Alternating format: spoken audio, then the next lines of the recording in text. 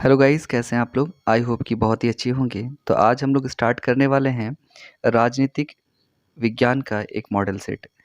इसमें 40 प्रश्न हैं, बहुत ही इम्पोर्टेंट प्रश्न का कलेक्शन है और सारे प्रश्नों के उत्तर आपको बताने वाला हूँ मैं। जैसा कि आपको पता है कि आपके पॉलिटिकल साइंस का जो एग्ज़ाम है वो बहुत सामने है।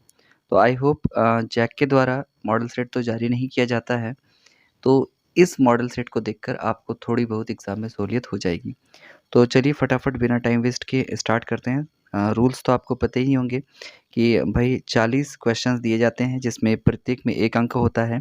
सभी प्रश्नों के उत्तर देना अनिवार्य होता है, पर नेगेटिव मार्किंग जो है इसमें नहीं है। अगर आप गलत करते हैं तो आपके अंक नहीं काटे जाते हैं। स्टार्ट करते हैं पहले प्रश्न के साथ, यूरोपीय संघ की स्थापना कब हुई?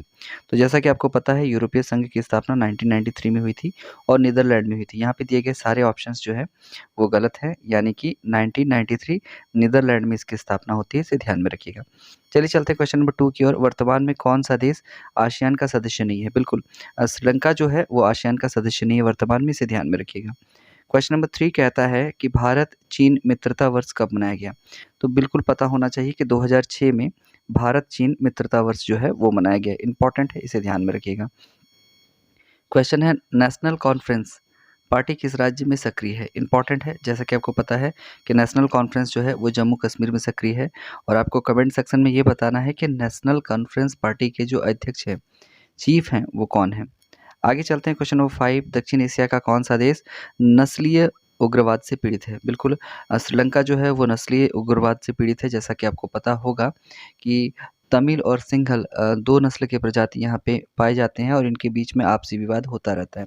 हालाँकि कुछ माइनर परसेंटेज में क्रिश्चियन जनजाति भी यहाँ पे पाई जाती है। आगे चलते हैं कि साफ्टा समझौता किस वर्ष हुआ था या इस पर हस्ताक्षर कब हुआ? तो जैसा कि आपको पता है 2004 वो डेट था जब साफ्टा समझौता पर हस्ताक्षर हुआ था। आगे चलते हैं, विश्व में इंटरनेट की सुविधा किस देश ने दी है या किस देश की देन है? तो संयुक्त राज्य अमेरिका ने पूरे संपूर्ण विश्व को इंटरनेट की सुविधा प्रदान की है, यानी कि उसकी देन है। आगे चलते हैं, 2003 में अमेरिका ने किस देश पर हमला किया? तो जैसा कि आपको पता है कि इराक में हमला किया था 2003 में अमेरिका ने।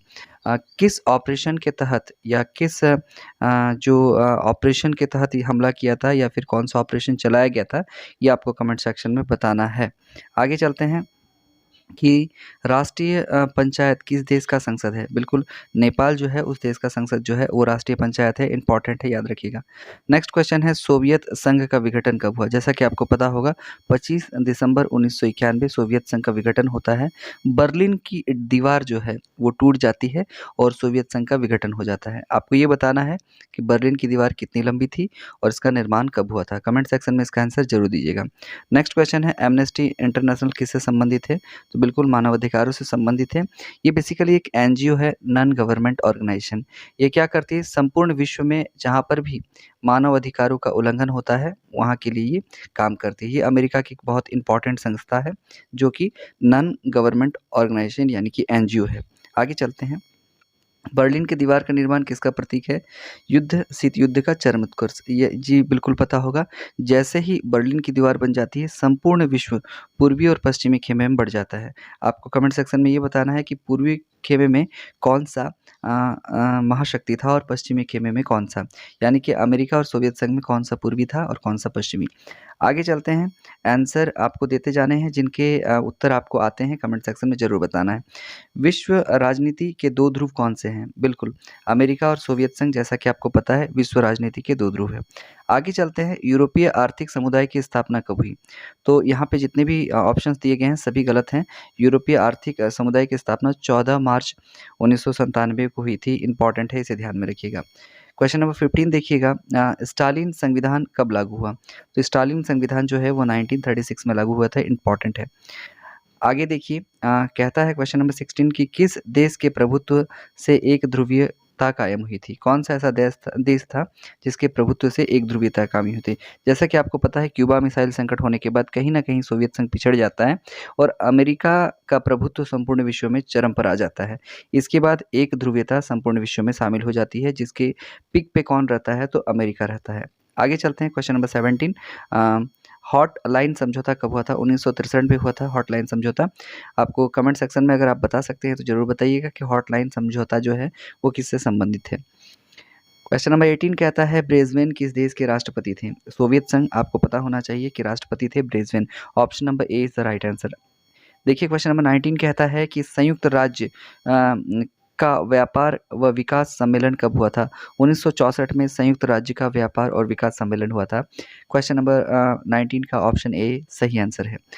क्वेश्चन नंबर 20 कहता है कि पूर्व बनाम पश्चिम का संबंध से आशय किससे है? बिल्कुल, पूर्व और पश्चिम में बढ़ जाना शीत युद्ध से इसे जोड़ा जाता है। पूर्व और पश्चिम में संपूर्ण दुनिया विभाजित हो गई थी। एक ऐसा देश भी था जिसका कुछ हिस्सा पूर्व में था और कुछ हिस्सा पश्चिम में था। आपको बताना है वो देश कौन सा है। क्वेश्चन नंबर 21 कहता है कि इस देश ने नाटो में अमेरिकी नेतृत्व का विरोध किया था। तो फ्रांस ने नाटो में अमेरिकी नेतृत्व का विरोध किया था। फ्रांस कभी नहीं चाहता था कि अमेरिका जो है वो नाटो के ऊपर अपना प्रभुत्व जमाए। क्वेश्चन नंबर 22 कहता है कि राष्ट्रपति रीगन ने किसको दुष्ट साम्राज्य कहा? तो दुष्ट साम्राज्य सोवियत संघ को कहा था राष्ट्रपति रीगन ने। और राष्ट्रपति रीगन कहाँ के राष्ट्रपति थे? आपको कमेंट सेक्शन में बताना है। क्वेश्चन नंबर 23 कहता है कि G77 का आशय दुनिया के किन देशों से है? तो विकासशील देशों से G77 का आशय है। इसे ध्यान में रखिएगा। G77 एक ग्रुप है जिसका कोई भी मुख्यालय घोषित नहीं है और ये जो विकासशील देशों से संबंधित है। संघाई सहयोग संगठन में कितने देश हैं? तो याद रखिएगा वर्तमान में इसमें 8 देश हैं संघाई सहयोग संगठन। जैसा कि आपको इम्पोर्टेंट याद रखना है कि बिम्स्टेक जो है उसका मुख्यालय ढाका में है। ये भी इम्पोर्टेंट होता है बांग्लादेश के ढाका में। दो ध्रुवीयता का क्या अर्थ है? तो इसका ऑप्शन 1 सही आंसर है, यानी कि ऑप्शन ए अमेरिका और सोवियत संघ का प्रतिद्वंदी प्रभुत्व ये कहलाता है दो ध्रुवीयता। आगे चलते हैं। क्वेश्चन नंबर 26 शॉक थेरेपी का मॉडल किस पर लागू किया गया? तो साम्यवादी देशों पर शॉक थेरेपी का मॉडल लागू किया गया, यानी कि जख्म देकर मरहम लगाने की नीति शॉक थेरेपी थी। 27 नंबर क्वेश्चन है किस अमेरिकी राष्ट्रपति ने नई विश्व व्यवस्था का चित्र प्रस्तुत किया था? तो जॉर्ज बुश ने नई विश्व व्यवस्था का चित्र जो है वो प्रस्तुत किया था।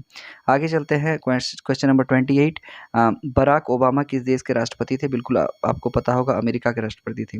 हालांकि अमेरिका में श्वेतों की संख्या अधिक है, अश्वेतों की संख्या कम है, फिर भी बराक ओबामा को अमेरिकी राष्ट्रपति बनाया जाता है क्योंकि उन्होंने जनता से कुछ वादे किए थे और बाद में जब वो राष्ट्रपति बनते हैं तो जनता को किए गए उन वादे पर वो खरे भी उतरते हैं।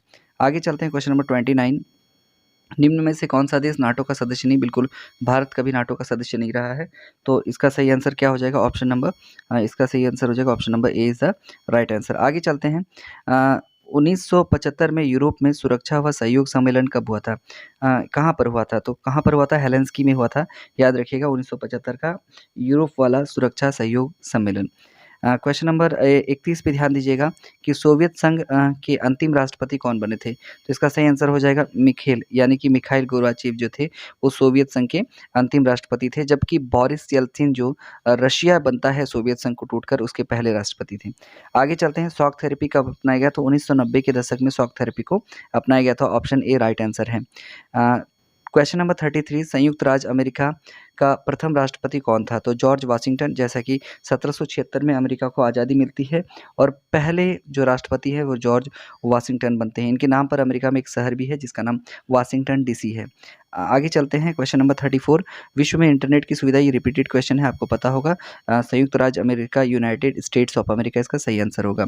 35 नंबर क्वेश्चन कहता है कि किसने सामरिक भागीदार का सुझाव रखा?